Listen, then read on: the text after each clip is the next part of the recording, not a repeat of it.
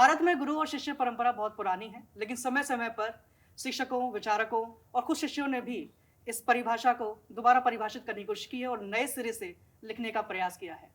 लेकिन अब दौर ऐसा आ गया है कि एआई अब इस संबंध को परिभाषित करने की कोशिश कर रहा है। एक बहुत सुंदर पंक्ति है जिसका बार बार इस्तेमाल किया जाता है, सा विद्या विमुक्ते, यानी विद्या वही जो मुक्ति प्रदान करे। मुक्ति तब मिलती है जब हम सत्य से मुखातिब होते हैं, लेकिन आज का दौर ऐसा है कि ना ही गुरु में और ना ही शिष्य में सत्य बोलने का सामर्थ्य बचा है। लेकिन आज हम आपकी मुलाकात एक ऐसे शख्स से कराने जा रहे हैं, एक ऐसे शिक्षक से कराने जा रहे हैं जो सत्य बोलने से बिल्कुल नहीं कतराते। लेकिन सत्य बोलने तक ही उनका परिचय सीमित नहीं है। उनके व्यक्तित्व की खास बात यह है कि जो भी उनसे मिलता है उनकी बातों में खो जाता है, क्योंकि उनकी बयानी में वो एक अजब सा सुकून है जो कानों को एक अजब प्रकार का सुकून देता है। तो हम बिना अपना वक्त ज़ाया करे सीधा रुख करते हैं डॉक्टर अमित चंद्र सर की तरफ। नमस्कार सर, मैं सचिन कुमार, आपका नमस्कार। बहुत स्वागत है, बहुत बहुत स्वागत है मुआज़िरनामा में। मैं आभारी हूँ आपका कि आपने मुझे आमंत्रित किया और आपके इस कार्यक्रम के लिए आपने मुझे चुना। जी बहुत बहुत धन्यवाद। जी। तो सर, मैं पहला प्रश्न आपसे ये पूछना चाहता हूँ कि जब हमने ये ग्रुप्स में बताया और छात्रों को बताया कि आप हमारे पॉडकास्ट पर आने वाले हैं, तो एक लहर सी आ गई मतलब लोगों में, और आपकी दीवानगी झलकने लगी। तो इस दीवानगी का राज क्या है? अब ये तो वही बता सकते हैं कि जो इस तरह से सोचते हैं जी कि मैंने कुछ ऐसा किया है काम जिसकी वजह से उनको लगता है कि मैं उनके कुछ शंकाओं का निवारण कर पाया हूँ जी या उनके किसी काम आ पाया हूँ, जी। तो मुझसे बेहतर जवाब तो वही लोग दे सकते हैं। लेकिन जो एक एक तरह का कनेक्ट जो आपका स्टूडेंट्स के साथ है, उसका राज क्या है? मतलब कि आपसे ही क्यों इतने स्टूडेंट्स इतने ज़्यादा कनेक्टेड फील करते हैं कि आप उनकी बात करते हैं? हो सकता है कि जिस तरह से वो अप्रोच करते हैं, किसी भी टीचर को अप्रोच करते हैं, और एक सबसे बड़ा फैक्टर होता है कि आपकी अवेलेबिलिटी कितनी है। जी सो एक समय ऐसा भी रहा है कि एक दौर था जिस समय एक जुनून होता है, ये कोर्स जिसमें हम लोग पढ़ा रहे हैं ये अभी इंट्रोड्यूस ही हुआ था यूजी लेवल में, कुछ ज़्यादा समय नहीं हुआ था अंडर ग्रेजुएट कोर्सेज़ के फॉर्म में। तो अपने आप को स्थापित करना, जी और क्या होता है कि व्यक्ति आइडेंटिटी की तलाश में रहता है। जी तो अगर कोई टीचर है, शिक्षक है, तो उसकी आइडेंटिटी जो है वो उसके छात्रों से ही बनती है।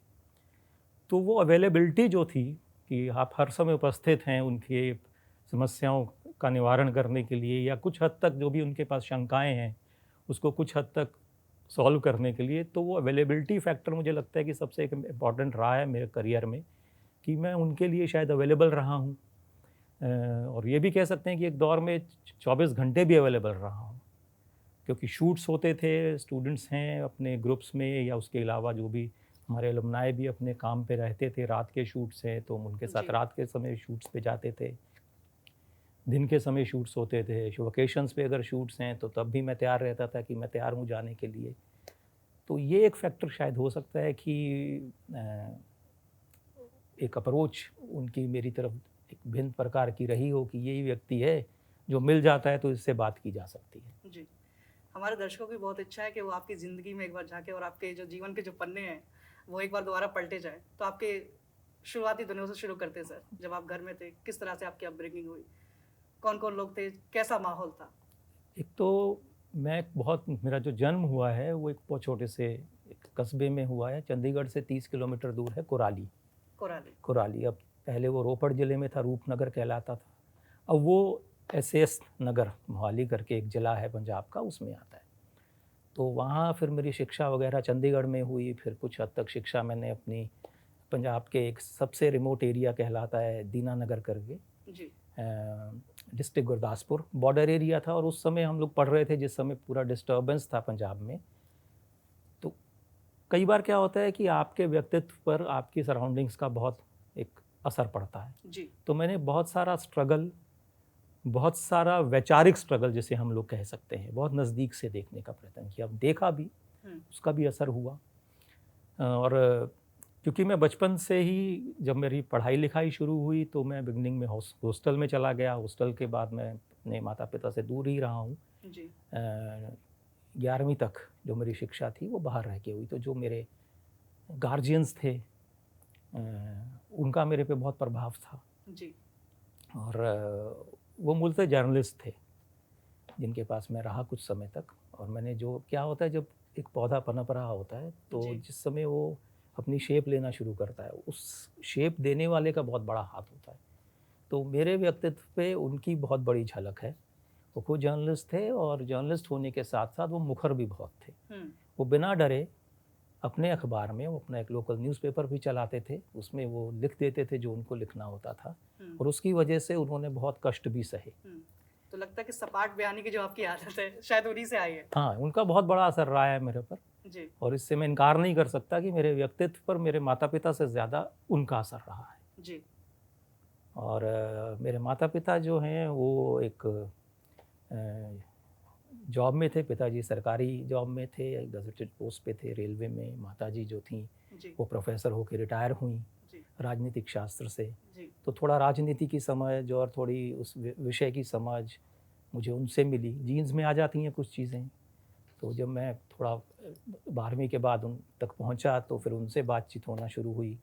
विषय भी मेरे कुछ ऐसे ही थे जो मैंने पढ़े। इतिहास था, राजनीति शास्त्र था, हिंदी साहित्य था। तो उन विषयों ने भी मेरे पर बहुत असर डाला। क्योंकि होता क्या है कि आपको अपने जीवन में कुछ ऐसे शिक्षक मिल जाते हैं जो शिक्षक नहीं गुरु हो जाते हैं। आपने बिगनिंग में गुरु शब्द का प्रयोग किया कि गुरु शिष्य परंपरा जो है वो ज़रूर हम लोग उसका बखान करते हैं कि भारत गुरु शिष्य परंपरा पे टिका हुआ है। जी। हमें ये समझने की बड़ी ज़रूरत है, आवश्यकता है कि गुरु और आचार्य में बड़ा भिन्न होता है। जी। गुरु मोक्ष देता है और आचार्य शिक्षा देता है। जी। सो हमारा जो काम है वो शिक्षा देने का है, मोक्ष देने का नहीं है। जी।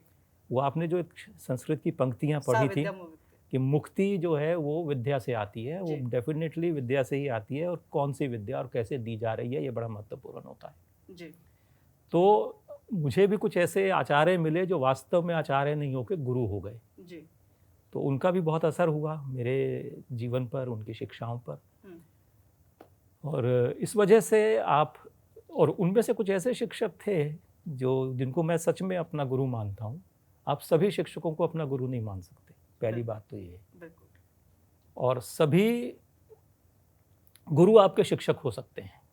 बिल्कुल। तो उन कुछ गुरुओं का मेरे पर असर रहा। वो कुछ ऐसा असर था जो आज मेरे शिक्षा के क्षेत्र में जब मैं हूँ तो वो झलकता भी है। उसका मैं एक उदाहरण दे देता हूँ।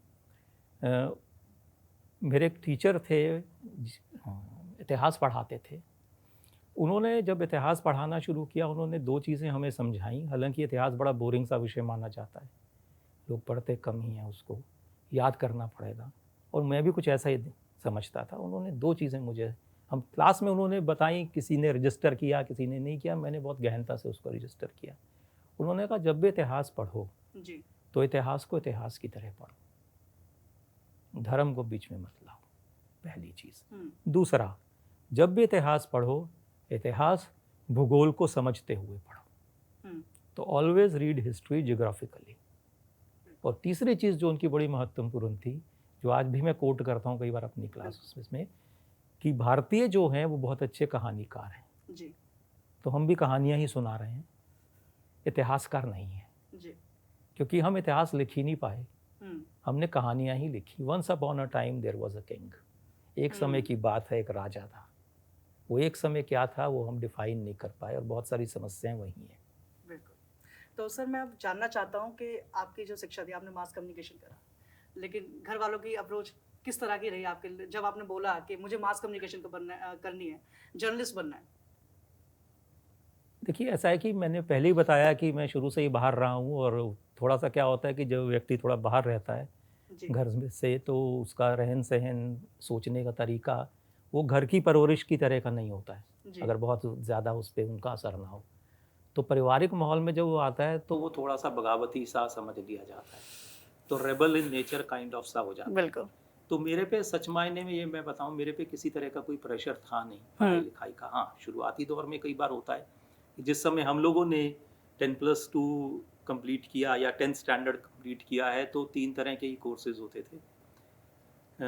या तो आप मेडिकल साइंस के लिए ट्राई कीजिए और डॉक्टर बनने का प्रयत्न कीजिए, या जी। इंजीनियर बनने का प्रयत्न कीजिए या फिर कॉमर्स लेके सीए बनिए। हम्म। और उसके बाद फिर एक दोयम दर्जे का होता था कि आप कला क्षेत्र में चले जाइए, ह्यूमैनिटीज़ ले लीजिए। मुझे साइंस बहुत अच्छी लगती थी, बायोलॉजी बहुत ज़बरदस्त मेरी पकड़ थी, लेकिन कुछ हद तक मेरा रुझान थोड़ा सा थिएटर, हम्म। आर्ट फॉर्म्स की तरफ होना शुरू हो गया। बिल्कुल। शायद मैं 9वीं कक्षा में रहा हूँगा। और मेरे ही स्कूल में कुछ ऐसे भी व्यक्ति थे जिनको मैंने देखा अपने सामने और बहुत अच्छे कलाकार बने। विवेक शौक उसमें से एक थे। गदर फिल्म में वो सनी देओल के साथ थे, ट्रक ड्राइवर जो वो करते होते हैं। तो वो मेरे सीनियर थे, तो हम उनको देखते थे तो उनसे भी प्रभावित हुए। तो वो जब अपना प्ले करते थे स्कूल में तो छोटा मोटा सा रोल दे देते थे, तो वो एक रुझान थिएटर को पढ़ने का, समझने का, ये मेरे अंदर हुआ। जी। दूसरा मैंने बताया कि जो मेरे गार्जियन थे, मेरे अंकल, उनको पढ़ने का बहुत शौक था, तो उनकी अपनी एक पर्सनल लाइब्रेरी थी। दिन की वो कम से कम 3-4 अखबार पढ़ते थे उस समय की, क्योंकि वो जर्नलिस्ट थे, उनको लिखना पड़ता था। इंटरनेट का ज़माना नहीं था कि गूगल कीजिए तो निकल आएगा, आप अपना राइटअप लिख लीजिए, तो पढ़ के निकालना पड़ता था मसाला। बिल्कुल। तो वहाँ से मुझे पढ़ने का रुझान। तो पुस्तकें पढ़ना, ये मुझे लगता है कि सबसे अच्छा मित्र पुस्तक है। ज्ञान आपको वहीं से मिलेगा। बट हम कई बार क्या करते हैं कि कुछ ऐसे व्यक्तियों के पीछे, जैसे आपने एक शब्द किया दीवाना, बस छात्र बहुत दीवाने हैं, तो मुझे उस पर भी आपत्ति होती है कि दीवानापन मत दिखाइए, उसको संभाल के रखिए। दीवानापन अपने ऊपर ही लागू कीजिए, क्योंकि जब आप किसी के दीवाने हो जाते हैं तो फिर आप उसी की तरह सोचना शुरू कर देते हैं। वही सबसे बड़ी दिक्कत है, तो जो आपकी पर्सनालिटी को ख़त्म कर देता है। ये दीवानापन जो है, ये दो लोगों के बीच में ही रहने दीजिए, प्रेमी और प्रेमिका के बीच में। बिल्कुल, आपने बिल्कुल सही बात कही। लेकिन मैं ये जानना चाहता हूँ सर कि आपने जैसे कहा कि आपको कला के क्षेत्र में आना था, आपको थिएटर करने का बहुत शौक था। तो आपने अपनी वही राह क्यों नहीं अपनाई? आप इधर क्यों आए? नहीं, मैंने शुरुआती दौर में थिएटर भी किया है। जी। और मैं आपको बता रहा हूँ कि जिस समय मैं कॉलेज में था, और उस कॉलेज में था जो इस तरह की बेल्ट का हिस्सा था, जी। जहाँ पर 6 बजे के बाद कर्फ्यू इम्पोज़ हो जाता था। क्यों? पंजाब का वो बॉर्डर एरिया था। जी। पाकिस्तान का जो बॉर्डर था जहाँ पे मैं पढ़ रहा था, वो अप्रॉक्सीमेटली 28-30 किलोमीटर दूर था। और वो दौर था जिस समय पंजाब का सबसे डिस्टर्ब्ड समय था। गवर्नर्स रूल था, टेररिज्म पीक पर था, आतंकवाद चरम पर था। तो 6 बजे के बाद आपके सिनेमा हॉल्स थे बंद, कुछ नहीं होता था। कुछ सिनेमा हॉल्स ऐसे थे उन इलाकों में जो शायद 1 या 2 फिल्म के शोज़ चलते थे। वीडियो का दौर नया शुरू हो चुका था, तो वीडियो पार्लर काइंड ऑफ निकल आए थे। थिएटर ऑलमोस्ट बंद हो चुके थे। 2-3 ऐसे जुझारू लोग थे, मैं भी जहाँ उनका नाम ले सकता हूँ कि एक तो भाई मन्ना सिंह करके थे, गुरबचन सिंह, पंजाब में।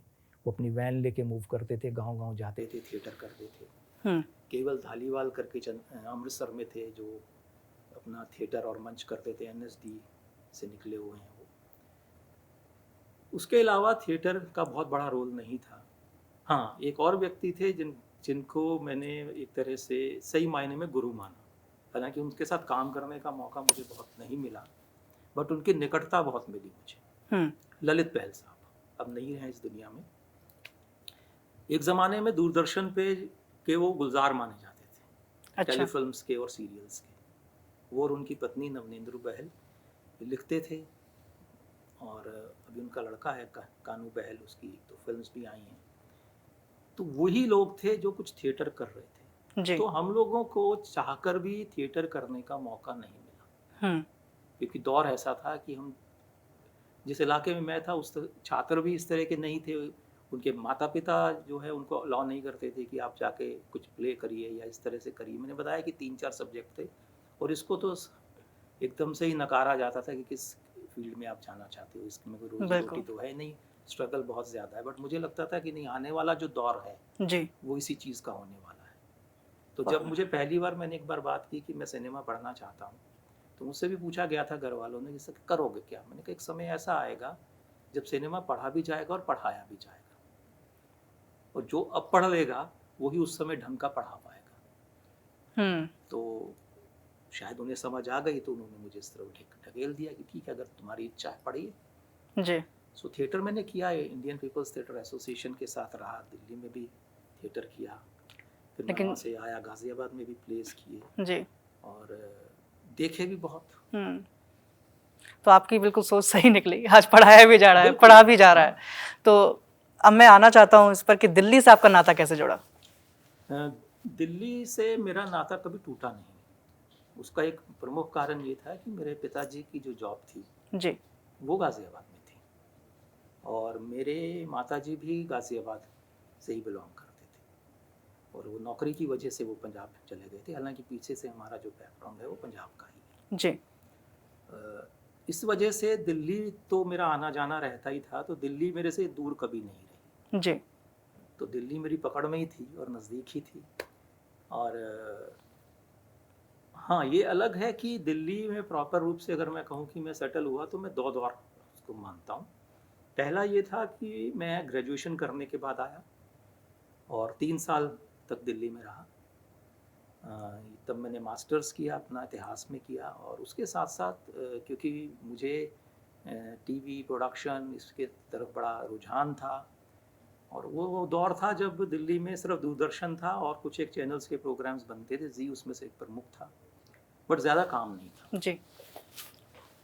फिर भी कोशिश की तो लकीली एक न्यूज़पेपर में मैंने एक लेख पढ़ रहा था, लोकल न्यूज़पेपर था, तो उसमें आया कि फिल्म सिटी बनी है नोएडा में और अब उसमें बहुत सारे जो फिल्म मेकर्स हैं वो ज़मीन लेके अपने स्टूडियोज़ बना रहे हैं। तो अब यहाँ के व्यक्ति को बॉम्बे जाने की ज़रूरत नहीं, तो बॉम्बे बोलते थे मुंबई को, वहाँ जाने की आवश्यकता नहीं, अपना नोएडा में ही आए और अब यहीं काम मिलने की संभावना है। तो हम जैसे जो कुछ लोग थे उन्होंने कहा यार ये तो बहुत बढ़िया है, तो ढूंढा जाए, एक्सप्लोर किया जाए नोएडा को भी। तो नोएडा के सेक्टर 16 ये में वो फिल्म सिटी थी। जब जाके देखा तो वो कुछ 2 एकड़ में, 3 एकड़ में, 1.5 एकड़ में स्टूडियोज़ बन रहे थे और एक उसमें से एक स्टूडियो था जो मारवा स्टूडियो करके, तो Asian academy of film and television उन्होंने शुरू किया था उस दौर में, आफ्ट हम लोग बोलते हैं।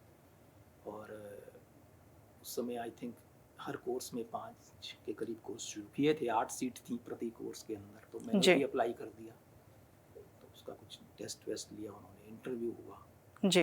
और इंटरव्यू के बाद जो है मेरा प्रोडक्शन डायरेक्शन करके उनका एक कोर्स था, उसमें सिलेक्शन हो गया जी। ग्रेजुएशन और मास्टर्स में शुरू कर चुका था।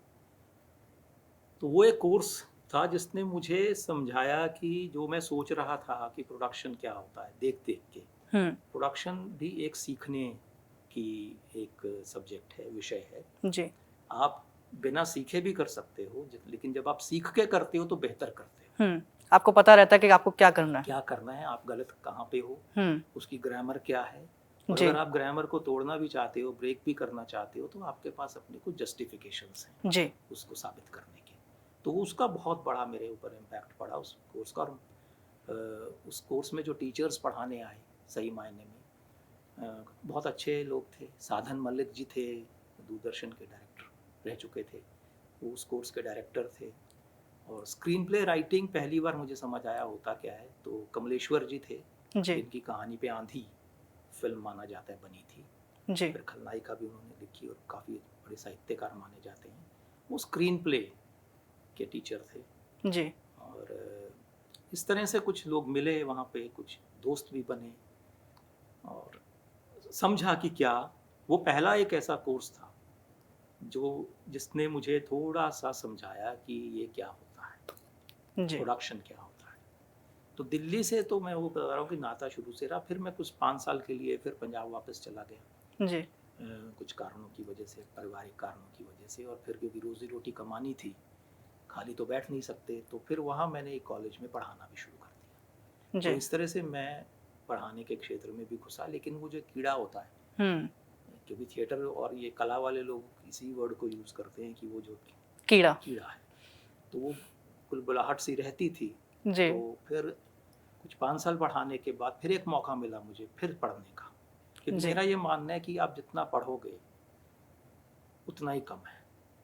बिल्कुल। तो पढ़ने के लिए बहुत चीज़ें हैं जी। कुछ आप अपने व्यक्तिगत स्तर पे पढ़ते हो, चीज़ों को समझते हो, कुछ दूसरे लोगों से सीखते हो जी तो वो जो पढ़ाते हैं उनको आत्मसात करते हो, तो जी फिर अपने अप्रोच के अकॉर्डिंगली एक नया रास्ता निकालने जी का प्रयत्न करते हो। जी तो वो चंडीगढ़ में टेक्निकल टीचर्स ट्रेनिंग इंस्टीट्यूट है, जी अब उसको नेटर बोल दिया जाता है, national hmm institute of technical teachers training and research.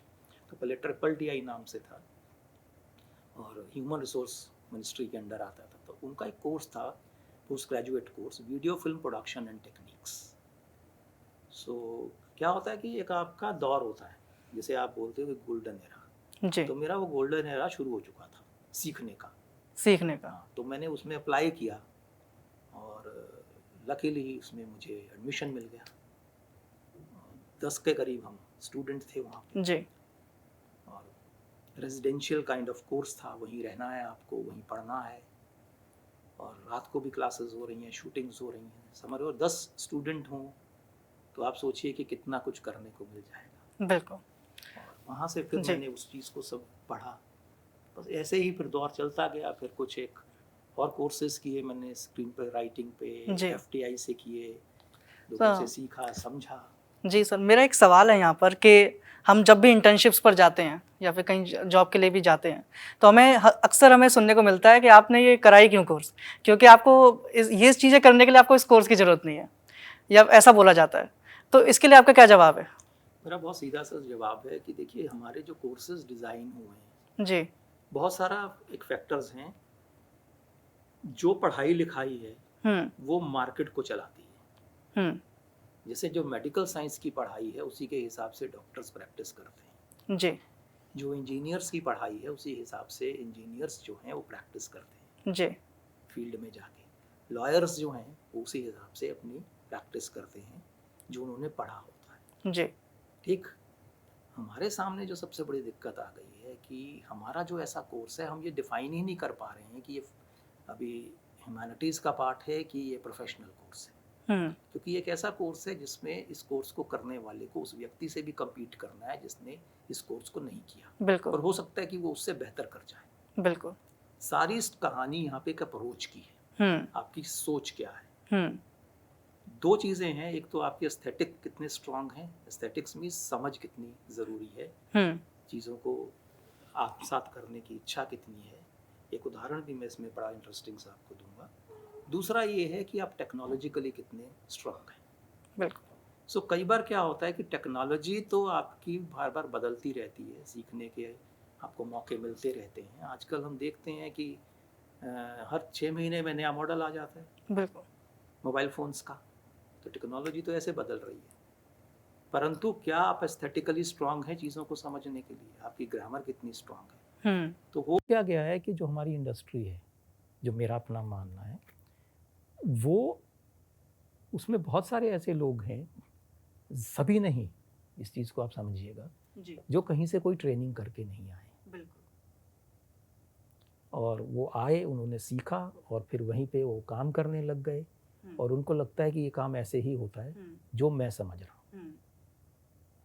पढ़ाई जो होती है ना, जब मुझे पढ़ना है किसी भी विषय को, तो उसमें विस्तृत ज्ञान की आवश्यकता होती है। उसमें कुछ चैप्टर ऐसे भी होते हैं, हो सकता है कि अभी काम ना आए, कभी और काम आ जाए। क्या आपको लगता है कि इसी की वजह से जो पूरा ये क्षेत्र है बिल्कुल सब स्टैंडर्ड होता जा रहा है, सब स्टैंडर्ड चीज़ें ज़्यादा प्रचलन में आ रही हैं, और जो आर्टिस्टिक वर्क है वो नीचे दबता जा रहा है?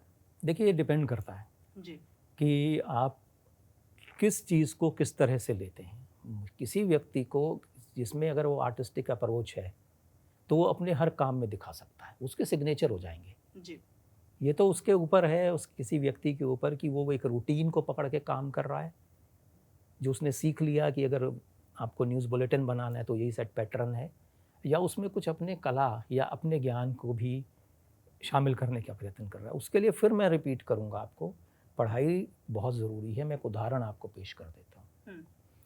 हम लोग क्या करते हैं कि आजकल तो गूगल है हमारे पास, सर्च किया, कहानी बन गई। ठीक, एक न्यूज़ स्टोरी मैंने किसी की देखी, और हमारा ही एक स्टूडेंट रहा होगा वो, और उसने एक्सेप्ट भी किया इस चीज़ को कि उससे ब्लंडर हुआ है। कहानी कुछ ऐसे थी कि अमीर खुसरो के ऊपर कोई एक कार्यक्रम हो रहा है जी और उसके ऊपर उसको एक पीस टू कैमरा करना था, बिल्कुल कंक्लूजन पार्ट। जी कंक्लूड करने के लिए, उसको नहीं समझ थी कि ये इसके ऊपर मैं क्या बोलूँ। तो ठीक है, कोई दिक्कत नहीं है, सबके पास सब चीज़ों की जानकारी नहीं होती है। जी उसने गूगल किया कि मैं कुछ मटेरियल निकाल लूँ, फिर उसके ऊपर कुछ राइट अप लिखूँ 4-5 लाइन और अपना पढ़ देता हूँ।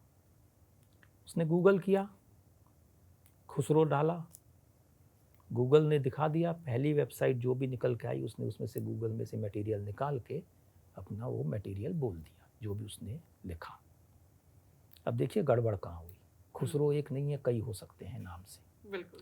जो भी खुसरो निकला वो व्यक्ति निकला जो मुगल सल्तनत का हिस्सा रहा था। ठीक। और वो जो खुसरो था वो इलाहाबाद में दफन है, खुसरो बाग में।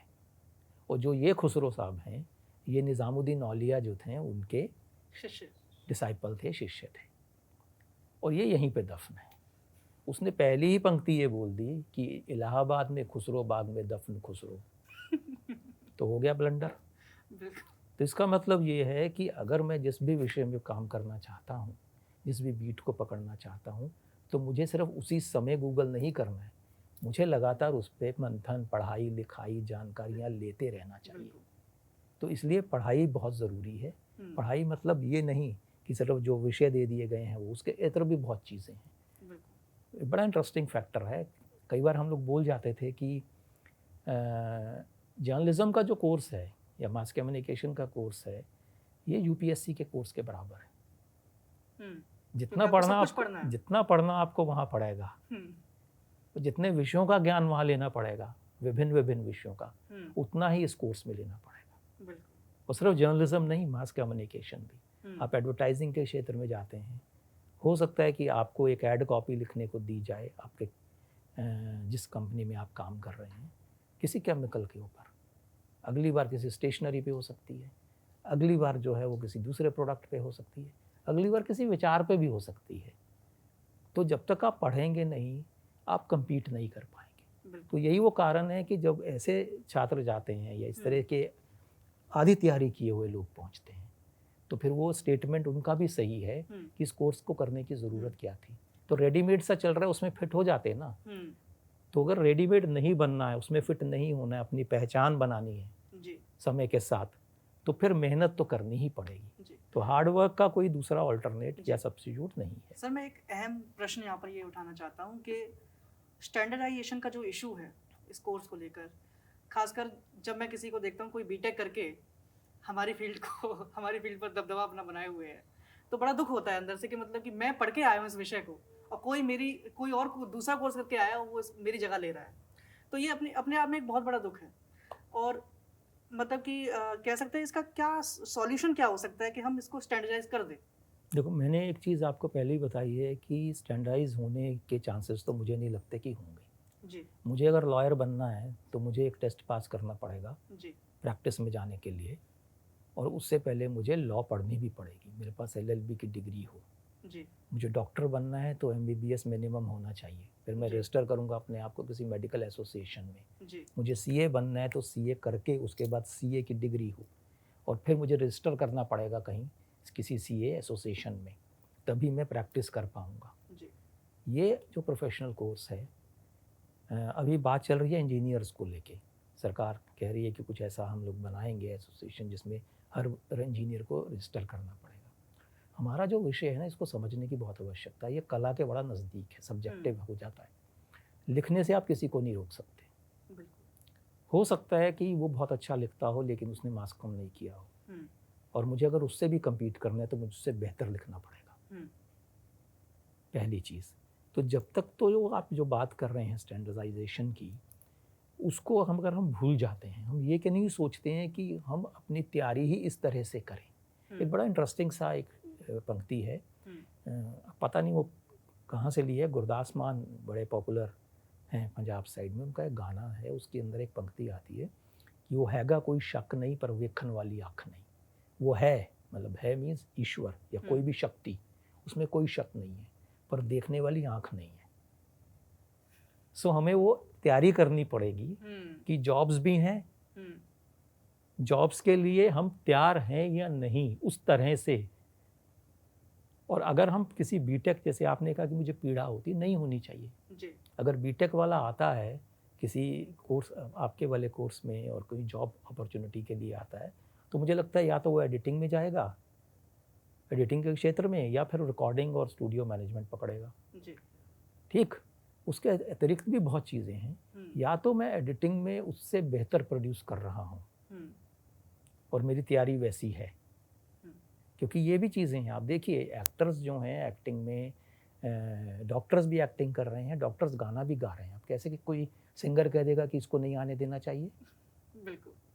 प्रसून जोशी मैनेजमेंट पढ़ने के बाद स्क्रिप्ट लिख रहे हैं, तो स्क्रिप्ट राइटर एसोसिएशन उनको मेंबरशिप ही ना दे कि तुमने तो कोर्स भी नहीं किया, स्क्रिप्ट राइटर कैसे बन सकते हो? जी तो जो क्वेश्चन करे उसे उससे बेहतर करना पड़ेगा। बिल्कुल तो हमें हमेशा बेहतरी की तलाश करनी है। बिल्कुल। तो इन चीज़ों से अगर हम लोग बाहर निकलते हैं कि यार वो भी मेरे कोर्स में आ रहा है, और ये हाँ ये दिक्कत ज़रूर है जी स्टूडेंट्स के साथ जब वो एडमिशन प्रोसेस में भी जाते हैं। कई बार हम लोग भी कोशिश करते हैं कि इस तरह की दिक्कतें उन छात्रों को ना आए, और कुछ ऐसा स्टैंडर्डाइजेशन हो उन लोगों के लिए भी। परंतु फिर अगर नहीं हो रहा है तो फिर क्या अल्टरनेटिव है? तब तक हम इसी चीज़ को लेकर थोड़ी बैठे रह सकते हैं कि ये होना चाहिए, नहीं हो। तो हमें तो फिर बेहतरी की तलाश करनी पड़ेगी ना, जी कि मैं और बेहतर कैसे बन जाऊँ, मैं और बेहतर कैसे बन जाऊँ, मैं और बेहतर कैसे बन जाऊँ।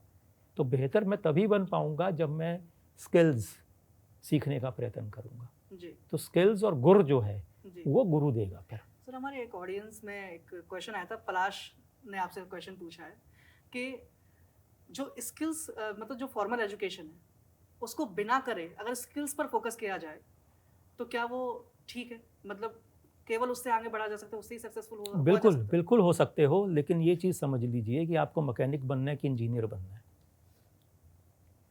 मुझे सिर्फ अगर मैकेनिक ही बनना है तो मैं पंक्चर लगाना ही सीखूंगा।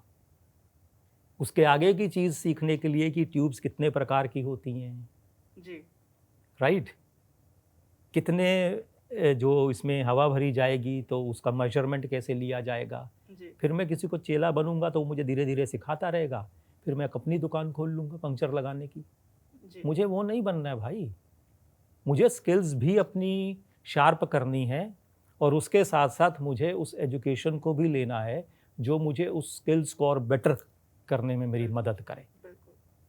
तो सिर्फ मुझे ये सीख लेने से ही मेरा काम नहीं चलेगा कि कैमरा का ट्राइपॉड लगाना आ गया और कैमरा रखना आ गया और ऑन ऑफ बटन पता लग गया, गेन चेक कर लिया, ये हो गया, वो फिर मैं कैमरा मैन ही रह जाऊंगा। ठीक, बिल्कुल। तो उसके अतिरिक्त बहुत चीज़ें हैं कि इस तरह की कंडीशंस हैं तो लाइटिंग कैसे होगी, ये हो जाएगा तो फिर किस तरह के शॉट्स लेंगे, जी ये शॉट क्यों नहीं लेना है और यही शॉट क्यों लेना है, ये मैं सजेशंस कैसे दूंगा अपने डायरेक्टर को। बिल्कुल। तो उसके लिए तो फिर उस चीज़ की भी आवश्यकता है जो हम बोलते हैं FTI में 3 साल का कोर्स होता है। क्यों मारामारी है? आप यहीं से कहीं से 15 दिन का कैमरा चलाने का कोर्स करके किसी को असिस्ट कीजिए और पैसा कमाना भी शुरू कर लेंगे 2-4 महीने में। वहीं क्यों जाएंगे? बिल्कुल। क्योंकि वो चीज़ बता देता है जो मैं कभी सोच भी नहीं सकता। बिल्कुल। जब मैं पहली बार गया था वहाँ पे, तो जब मैंने देखा कि ये वर्ल्ड सिनेमा भी कुछ होता है, दुनिया में सिर्फ और सिर्फ हॉलीवुड और बॉलीवुड जो हम बोल देते हैं वही नहीं है। हालांकि मुझे उस पर भी ऑब्जेक्शन है बॉलीवुड टर्म पे, वो बात की बात है, यही वो चीज़ नहीं है। उसके अतिरिक्त फिनलैंड में भी सिनेमा है, जर्मन एक्सप्रेशनिज्म है, तो वो क्या है? तो फिर मेरे में और उस व्यक्ति में कोई अंतर नहीं है जो फिल्म देख के ताली बजा देता है और फिल्म देख के कह देता कि बेकार थी, क्योंकि गाने मस्त नहीं थे, कहानी बढ़िया नहीं थी, एक्टिंग बेकार की। तो फिर वो क्रिटिसिज्म पढ़ने की क्या ज़रूरत है? तो जो पढ़ना कि ये क्यों नहीं थी, उसके पीछे के रीजंस, कहानी में कहाँ कहाँ लूप होल्स थे, उसके पीछे के रीजंस, कि turning point, inciting incidents, 3 act structure या 2 एक्ट स्ट्रक्चर या एक्ट्स क्या होते हैं, तो ये समझना भी ज़रूरी है। तो पलाश तक मेरी बात पहुंचाना कि स्किल्स भी बहुत ज़रूरी हैं, लेकिन उन स्किल्स का उपयोग करने के लिए वो एजुकेशन सिस्टम भी बहुत ज़रूरी है। बिल्कुल।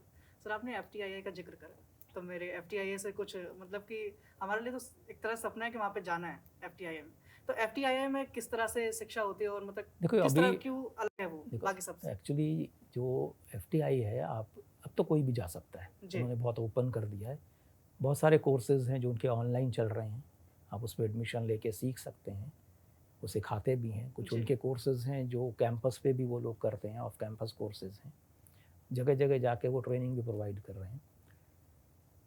सिर्फ ये है कि मैंने पहले ही आपको कहा था कि अप्रोच बहुत इम्पॉर्टेंट है। आपकी अप्रोच क्या है किसी चीज़ के प्रति, सीखना है तो कैसे सीखना है और किस तरह से चीज़ों को समझना है। जी। सो होता क्या है कि जब बहुत आसानी से चीज़ें मिल रही होती हैं तो फिर उसकी लोग कदर भी कई बार नहीं करते। बिल्कुल। तो अब आपको जो सब्जेक्ट्स आप पढ़ रहे हो, जगह जगह पे कॉलेजेस हैं, लेकिन जहाँ बहुत कम सीट होती है और इंफ्रास्ट्रक्चर का प्रॉपर यूज़ हो जाता है। अब आपके पास इतना बढ़िया स्टूडियो है, मुझे डाउट है कि आते होंगे छात्र स्टूडियो का उपयोग करने, लेकिन उनको एफटीआई ज़रूर जाना है। तो भाई यही एफटीआई है उनके लिए, जी। इसे सीखें तो सही पहले, जी। फिर सोचे उसके बारे में। जी। हो सकता है आवश्यकता ही ना पड़े।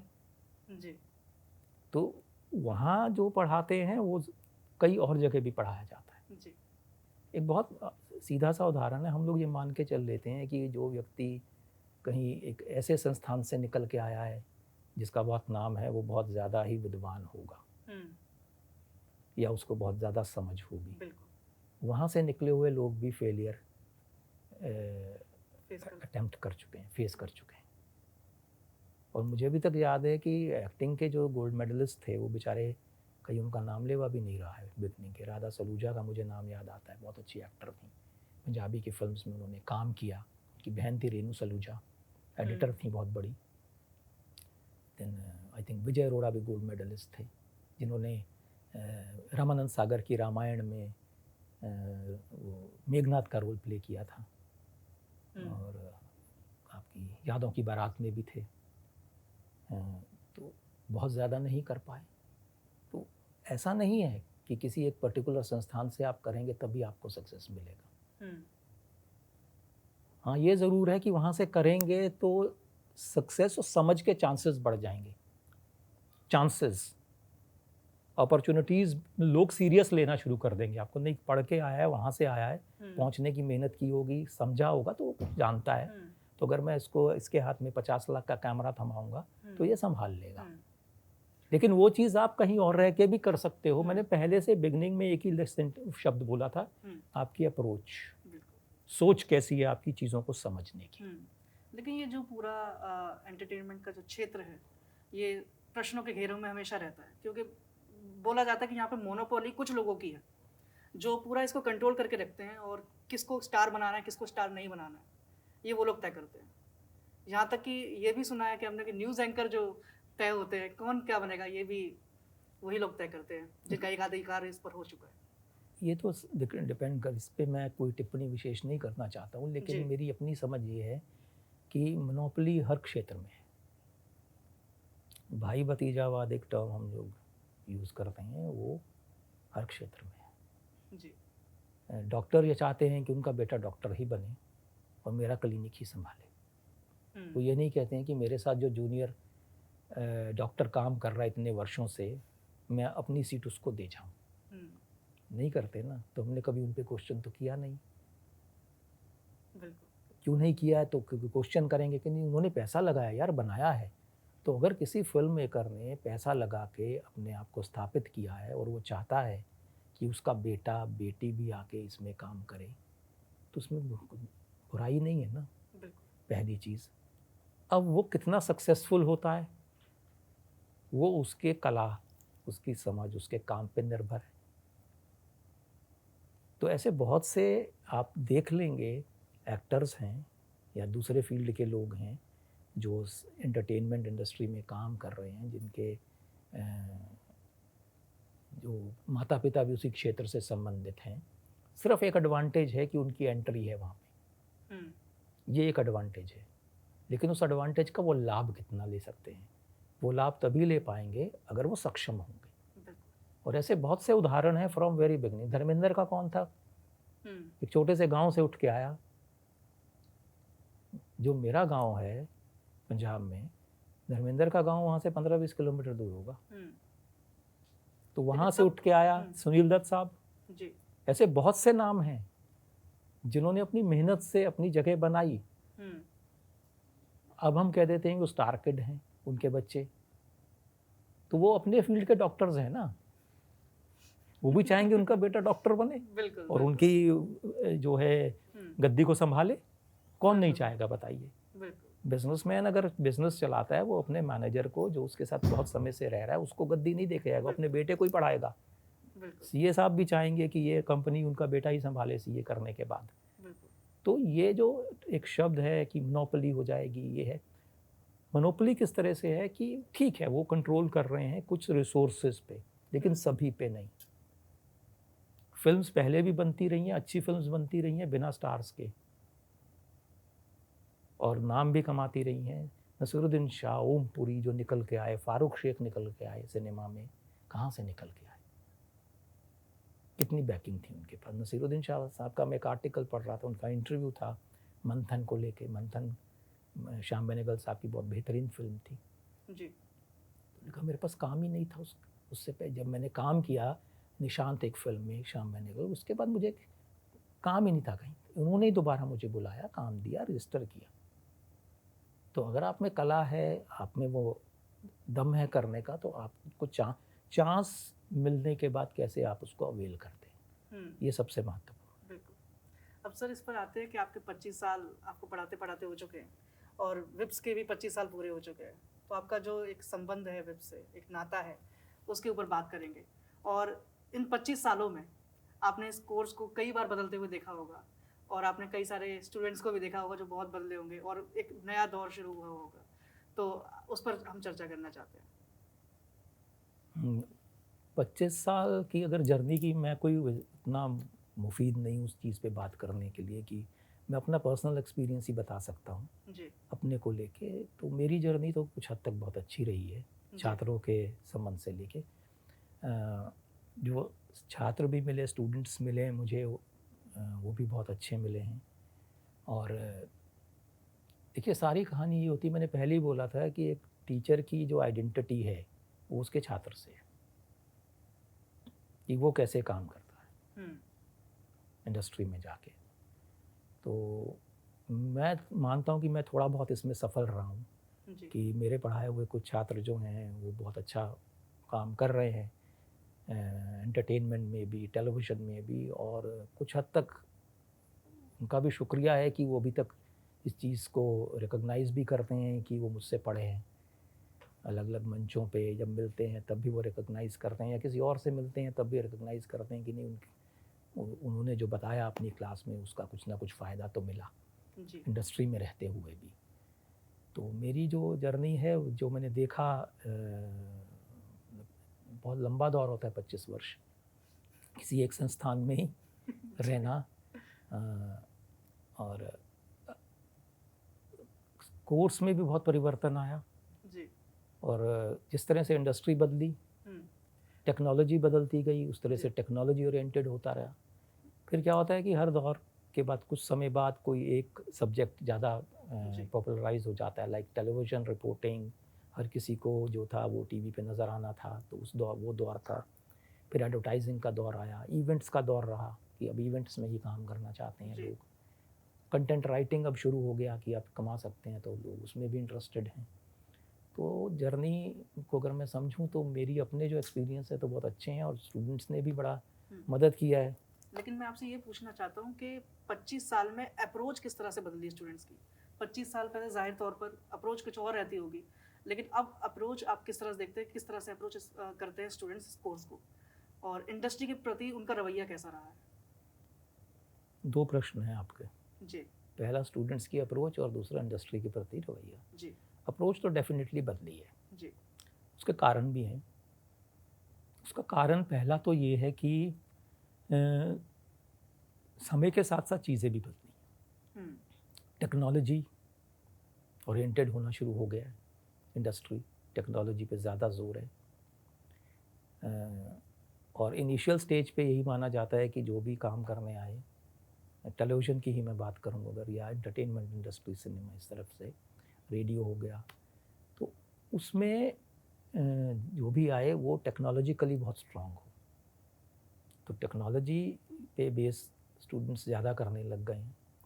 दूसरा ये है कि आपके पास इंटरनेट फैसिलिटीज़ इतनी आ गई हैं कि अब तीसरी चीज़ जो एआई का आया है, जी चैट जीपीटी, और अपना वहीं से कुछ मटेरियल निकाल के स्क्रिप्ट लिख लोगे, थोड़ा सा रिफाइन कर दोगे। जी तो वो जो छोटी सी जो एक अप्रोच होती थी खुद सोचने की, सॉफ्टवेयर्स पे रिलाई ज़्यादा रहने लग गए हैं, जिसकी वजह से जो क्रिएटिव अप्रोच है वो थोड़ी सी ब्लॉक हो गई है। मैं बिल्कुल ये नहीं कह रहा हूँ कि है नहीं उनमें, हम्म, वो का दायरा सीमित होना शुरू हो गया, क्योंकि जो वो प्रोवाइड कर रहा है सॉफ्टवेयर कम समय में, वो उसको लेके ही, और लोग भी एक्सेप्ट करेंगे ठीक है इससे काम चल जाएगा। तो आपकी जो अपनी अप्रोच है, कलात्मक अप्रोच, उस पर थोड़ा सा तो मैं मानता हूँ कि ब्लॉक हुआ है। लेकिन क्या आपको लगता नहीं है कि ये आर्टिस्टिक अप्रोच को ही किल कर रहा है एआई?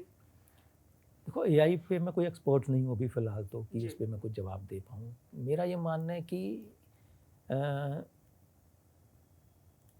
किल नहीं कह सकते कर रहा है, कहानी सारी ये है कि आप उसको समझते कैसे हो, आप उसका उपयोग कैसे करते हो। आप टूल को मास्टर होने दोगे तो फिर आप टूल हो जाओगे। आपको टूल को टूल ही रहने देना है और खुद को मास्टर रहने देना है उस स्किल का। तो ये समझ चाहिए कि अगर मैं टूल पे डिपेंडेंट हूँ तो फिर टूल एक दिन मेरा मास्टर हो जाएगा। तो वेस्ट की कुछ फिल्म्स भी इसी तरह की है कि मशीनें ही मास्टर हो गई।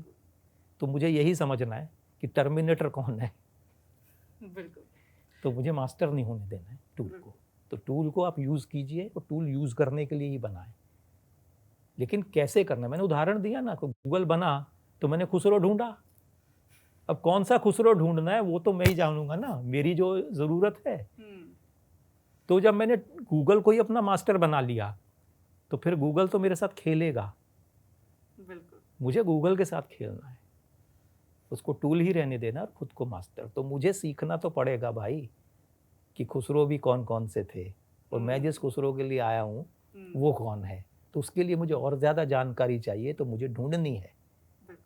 यही मेरा उसी में ही आंसर आपको मिल गया होगा। एक ऑडियंस का क्वेश्चन है, सौभाग्य का हम धन्यवाद करते हैं, वो हमारे नियमित दर्शक है हमारे पॉडकास्ट की। तो उनका प्रश्न है कि आपके जीवन में एक ऐसा पॉइंट आया होगा जब आपको लगा हो सब कुछ गलत चल रहा है और अब रीस्टार्ट कर रहा है। मैं रोज़ रीस्टार्ट करता हूँ।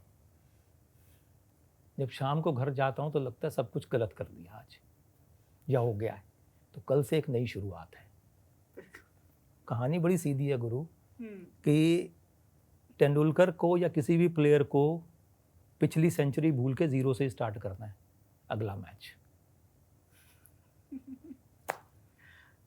सोचना है, बस सोच की कहानी है सारी। जो अप्रोच में वर्ड शब्द का प्रयोग करता हूँ कि आप उसको कैसे लेते हैं कि मुझे क्या रीस्टार्ट करना है। जी। तो आपका जो पैशन है, अगर मेरा यही पैशन है कि मुझे पढ़ाना है और यही सब्जेक्ट पढ़ाना है, तो उसमें गलतियां भी होंगी, समझ के हेर फेर भी होंगे, कई बार प्रश्न पूछे जाएंगे, मैं उत्तर नहीं भी दे पाऊंगा छात्रों का। तो उसमें मुझे अपने ईगो को लेके नहीं आना कि मैं दे नहीं पाया। कोई बात नहीं भाई, नो वन इज़ परफेक्ट। सभी चीज़ों की जानकारी न तो मुझे है न आपको है। बिल्कुल। हाँ, ये ज़रूर है कि मैं उम्र में थोड़ा बड़ा हूँ और थोड़ा सा ज़्यादा पढ़ा हूँ, तो मुझे थोड़ी ज़्यादा जानकारी होनी चाहिए। वो है या नहीं, और वो निरंतर मैं कोशिश कर रहा हूँ उस जानकारी को और सुदृढ़ करने में या नहीं। तो वो जो रीस्टार्ट वाला सीन है कि मुझे करना चाहिए, हम एवरीडे वी रीस्टार्ट आवरसेल्फ। सभी लोग करते हैं ये, मैं अपनी कुछ कॉन्शियसली करते हैं, कुछ सबकॉन्शियस में करते हैं, जो उसको समझ नहीं पाते हैं। जी। आप किसी दिन बैठे सोचते हो कि यार मुझे तो आर्टिस्ट बनना था, तो बना के देखते हैं ना पेंटिंग। कोशिश की, नहीं हुआ, छोड़ दी। लेकिन किसी ने सोचा कि नहीं यार गलत बनी है, सीखनी है, तो वो सीखता है। तो सीखने के बाद अपने जिस प्रोफेशन में है वो उसको कैसे यूज़ करता है, ये बहुत महत्वपूर्ण है। 5Ws 1H पढ़ाया जाता है प्रिंट में। मैं एक्सपर्ट नहीं हूँ प्रिंट का, मैं क्लेम करता हूँ पढ़ा ज़रूर है। मेरे से बेहतर टीचर्स हैं जो पढ़ाते हैं। मुझे कह दिया जाएगा मैं पढ़ा दूंगा, लेकिन I am not a born teacher of that particular subject. तो मैंने 5Ws 1H को टीवी में डाल दिया। अपने करेक्टर को लिखना है तो 5Ws 1H लिख लो पहले उसके। तो आप किस चीज़ को कैसे समझते हैं, कैसे प्रयोग में लाते हैं, ये आपके ऊपर है। तो रीस्टार्ट तो आप भी करते हो रोज। रोज करना पड़ता है। एक और ऑडियंस का प्रश्न है, तुहिना नाम है उनका, हम धन्यवाद करते हैं। उन्होंने आपसे पूछा है कि आप इतने काम कैसे हैं और आप बेस्ट इतने कैसे हैं? देखो बेस्ट तो मुझे नहीं पता हूँ कि नहीं, जी। क्योंकि बेस्ट मुझे नहीं लगता कोई होता है। हर एक में कुछ ना कुछ स्कोप ऑफ इम्प्रूवमेंट रहता है, कोशिश करता है, फिर अगर उसे लगता है कि मैंने वो जो स्कोप था उसको कंप्लीट कर लिया, इम्प्रूव कर लिया, फिर कुछ और निकल आता है, फिर कुछ और निकल आता है। जी। और काम की रही बात, तो काम स्टूडेंट बना देते हैं, क्योंकि सुप्रीम कोर्ट की इतनी सारी रूलिंग्स है कि आपको चांटा तो मार नहीं सकते। समझे? जी। तो फिर वो पीना पड़ता है गुस्सा, तो फिर धीरे धीरे सभी नीलकंठ हैं, टीचर्स जितने हैं सबसे में। हाँ, तो वो सब जो हैं वो जी। पीते हैं, तो फिर धीरे धीरे वो काम हो जाता है। जो जितनी जल्दी होता है वो उतना सुखी है, इस चीज़ को समझ ले। बिल्कुल। तो अब हम रैपिड फायर राउंड की तरफ बढ़ते हैं सर। तो ऐसी कोई अजीब चीज़ जो आपने आज तक करी हो जिसके लिए आपको अभी तक पछतावा है? इश्क किया है। कितनी बार किया सर? देखो ये मत पूछो, ये पूछने का ना तो अधिकार उसका है न किसी और का है। अच्छा। ठीक है सर। अगर आपको अपनी लाइफ स्वैप करनी हो, किसी साथ बदलनी हो, वो कौन आदमी होगा या फिर कोई कौन सी पर्सनैलिटी होगी जिसके साथ बदलना मुझे चाहें? किसी के साथ स्वैप करने की आवश्यकता नहीं है, क्योंकि मुझे लगता है कि मैं जो अपनी लाइफ के साथ कर रहा हूँ बहुत बेहतरीन कर रहा हूँ, और जो भी करूँगा वो फेलियर्स भी मेरे हैं और सक्सेस भी मेरी है। तो किसी की सक्सेस को, सफलता को देख के मैं क्यों उसकी लाइफ लेना चाहूँ, क्योंकि मुझे नहीं पता है कि कौन से ऐसे दुख हैं जो उसकी ज़िंदगी में है जो मुझे नहीं पता। तो क्यों मैं अनायास ही उसके दुख भी ले लूँ। ये बात हमने, क्योंकि हम लोग यही सोचते नहीं, काश वो जीवन मैं जी पाता, मैं ये बन उसके जाता, जो मैं व्यक्ति के दुख हैं जो उसने जी। आप तक पहुंचाए ही नहीं है, आप सिर्फ उसकी चमक धमक से ही इम्प्रेस होके चाहते हो कि मैं वो हो जाऊं, काश वो ज़िंदगी मुझे मिल जाए। जी। तो पता लगे कि लेने के बाद 36 बीमारियां भी ले ली और दूसरी तरह के दुख भी ले लिए। बिल्कुल माइकल जैक्सन की ज़िंदगी नहीं चाहिए भैया, बिल्कुल बिल्कुल। कि नाक भी टूट के गिर गया। अगर 24 घंटे के लिए आप मिस्टर इंडिया हो जाए तो पहली चीज़ क्या करेंगे? मैं कोशिश करूंगा कि अगली 24 घंटे भी मुझे मिले मिस्टर इंडिया बनने के। तो उस गैजेट से जो मुझे मिलेगा मैं जाने नहीं दूंगा फिर कहीं, जी। तभी कुछ कर पाऊंगा ना। अगर आपको अरेस्ट कर लिया जाए तो आपके दोस्त क्या सोचेंगे, मतलब कि क्यों अरेस्ट करा गया होगा आपको? तो हो सकता है कि कुछ बोल दिया गया होगा इसने, कुछ रेबल नेचर तो थोड़ी बहुत है ही है इसकी, एंटी एस्टैब्लिशमेंट बोल दिया होगा तो कर लिया गया होगा अरेस्ट। इमेजिन करिए सर, आपकी लाइफ जो है एक वीडियो गेम है, कौन सा चीट कोड लगाना चाहेंगे? देखो मैं वीडियो गेम खेलता नहीं और मुझे कोड भी नहीं पता ये क्या है। तो जैसे कोड्स वगैरह लगाए जाते हैं, चीट कोड्स होते हैं। अच्छा। जैसे कोई वेपन ले लिया, उससे आप मतलब कि आप बहुत आगे बढ़ रहे हैं वीडियो गेम में, तो कोई चीट कोड आप अपनी लाइफ में लगाना चाहें जिससे आपकी लाइफ और बेहतर हो जाए? मैं कुछ समझ नहीं पा रहा हूँ कि मैं क्या चीट कोड लगाऊंगा कि मेरी लाइफ कुछ बेहतर हो जाए, क्योंकि लाइफ को बेहतर जो है ना व्यक्ति को स्वयं ही करना है। जी। तो उसमें कोड वोड लगा के करोगे तो एक दिन कोड ख़त्म होगा और फिर वापस में अटक जाएगा, या कोई उस कोड को तोड़ देगा। तो आपके पास ऐसा कोड होना चाहिए जो आप ही को पता है, और यहाँ पे जो चीट कोड हैं वीडियो गेम्स के वो सबको पता है। तो ऐसा कोड लगाओ जो दूसरों को पता ही ना हो, तो वो आपकी अपनी लाइफ है, उसको कैसे आप खेलते हो। देखो रिग्रेट्स नहीं होने चाहिए ज़िंदगी में, होते हैं, हमें भी होते हैं, ह्यूमन नेचर है किसी चीज़ को लेके कि ये स्टेप लिया यार, ये नहीं करते तो ये करते ज़्यादा बेहतर होता, लेकिन वो क्षणिक हो तो बहुत अच्छा है।